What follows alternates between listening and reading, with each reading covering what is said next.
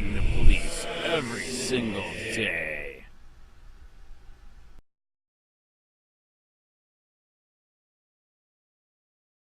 Gmail, Trespass of Persons from Public Property. Eric McDonough. Dear Mayor and Council, I write to inform you of your attorney's plainly incompetence and/or willfully malfeasant. City Attorney Matt Pearl was present in a meeting, on August 24, 2016, in former Mayor Gritz's office. During this meeting at least Chief Rolle, Major Kennedy, Mayor Gritz's, Mayor Porter and others were present with Matt Pearl. Apparently Pearl was one of the legal masterminds who helped authorize the illegal trespass of me in retaliation of the exercise of my First Amendment rights. Now I am sure the city will contest this matter, but I have Garland right on video clearly stating that my trespass was due to my comments at the previous council meeting. This can be seen in the below video. https://www.youtube.com. It is also noted that fellow activist Kim Hill was also illegally trespassed. The city is now involved in litigation of 2 civil rights lawsuits due to Pearl's incompetence and/or malfeasance.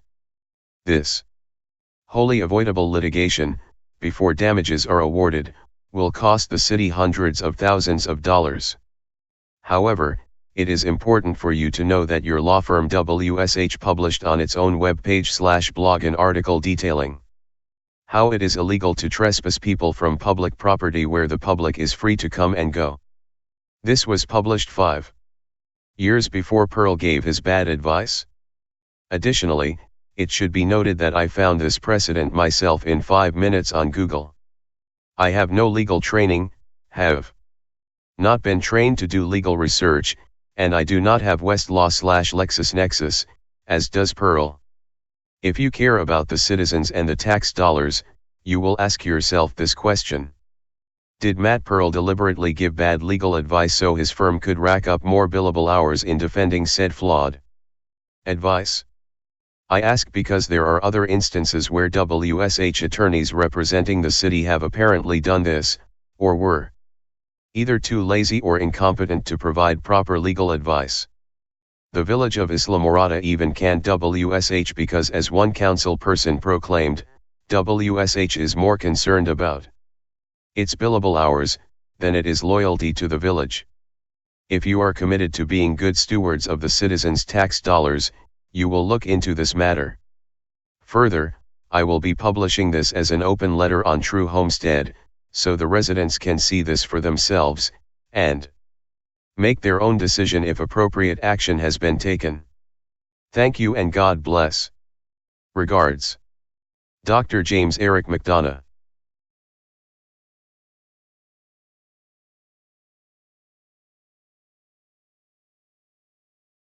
Eleventh Circuit finds municipal ordinance authorizing issuance of trespass warnings is unconstitutional. 8 years ago, the 11th Circuit Court of Appeals recently vacated a decision of U.S. District Court for the Middle District of Florida which had upheld the city's of St. Petersburg municipal ordinance authorizing certain city officials to issue trespass warnings. In vacating the lower court, the 11th Circuit held that the city's trespass warning ordinance was unconstitutional.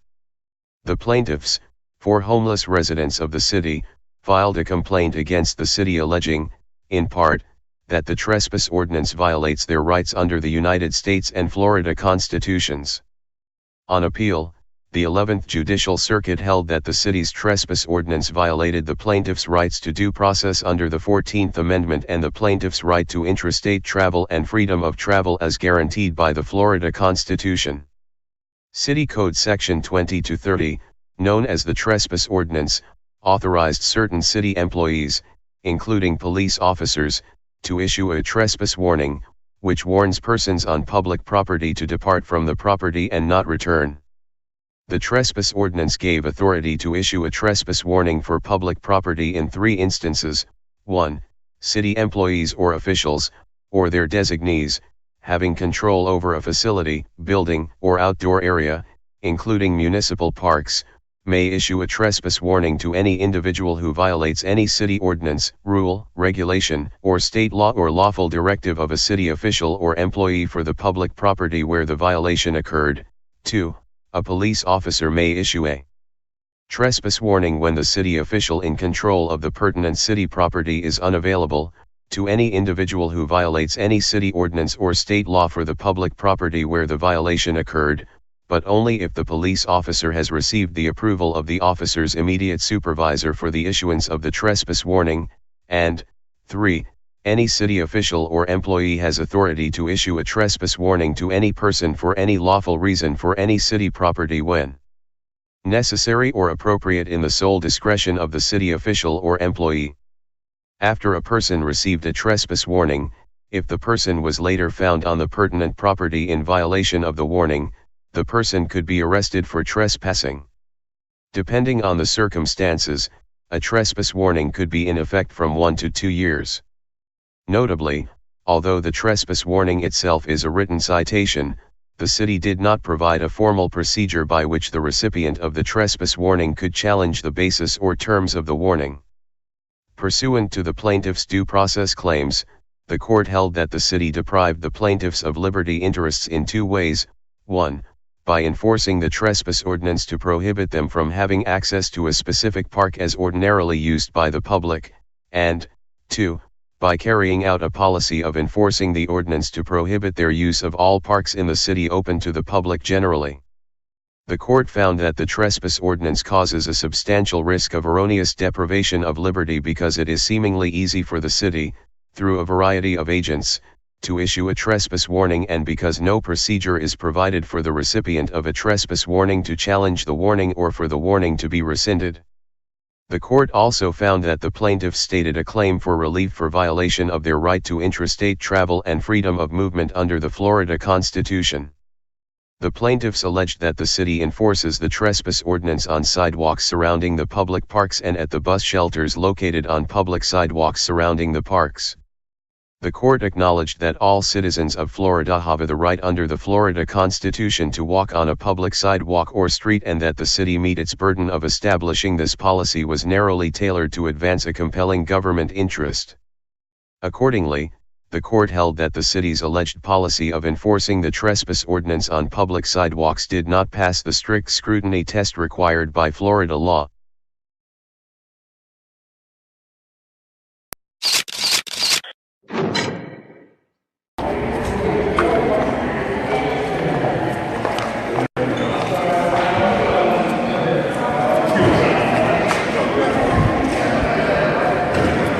Yes, sir.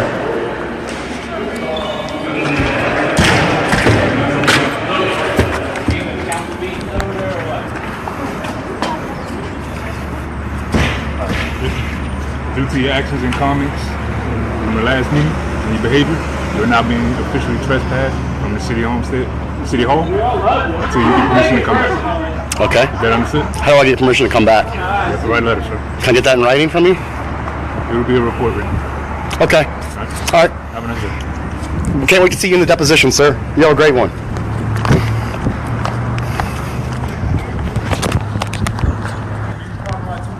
I'm leaving, buddy. Bye-bye.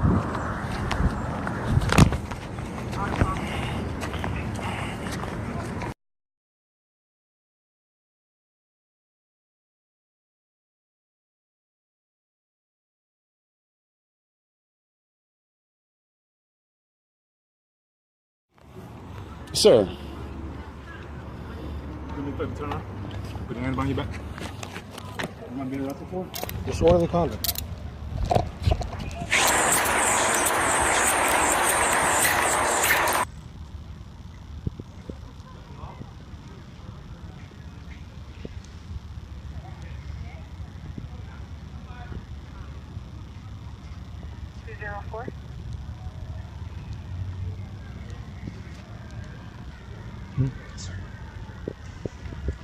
What's that?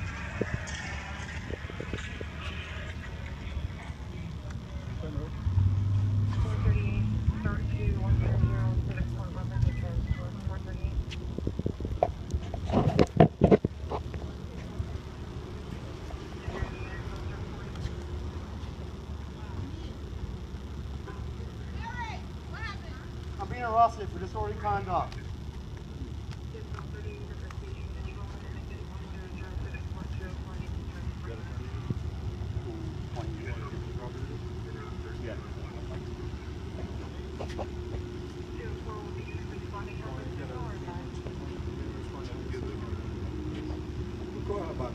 Oh yeah.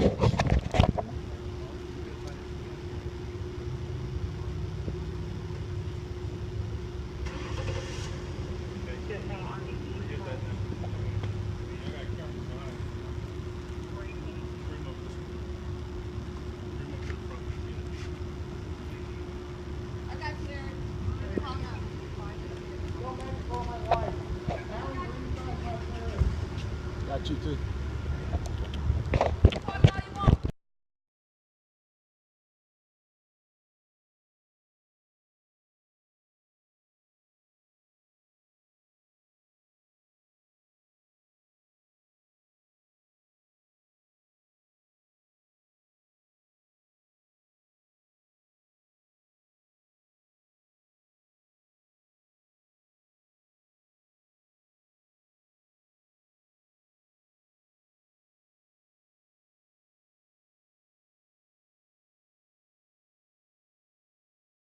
Hey Sheriff County, this is Sheriff County COPWATCH. I am using any video here with under fair use if you have criticism, reporting, teaching, etc.